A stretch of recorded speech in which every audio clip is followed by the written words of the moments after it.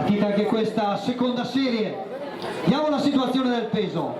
Sì, abbiamo la situazione del peso uomini.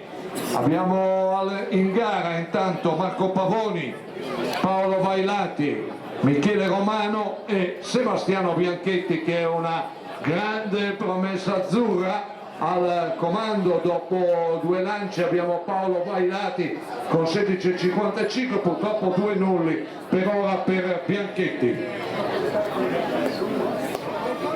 Lungo uomini, andiamo alla presentazione del lungo uomini, basta che si alzino, eccole qua, siamo pronti.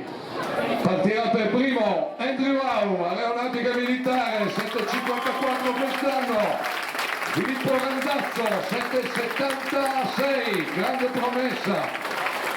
Simone Cairoli, Atletica Lecco Colombo Costruzioni.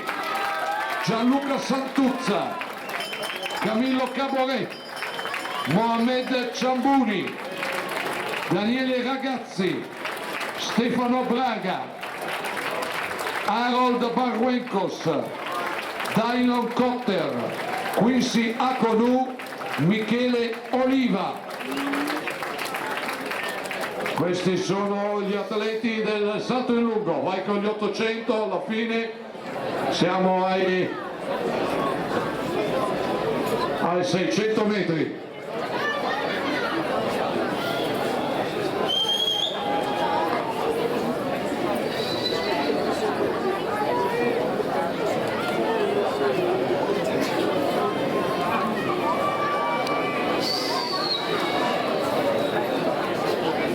Rettilineo finale per gli 800 piani, intanto attenzione, volatore negli 800, ultimi metri,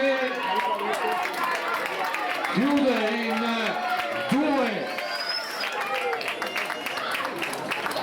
2:11,65, numero 46, attenzione, Elena Benevelli. Pedana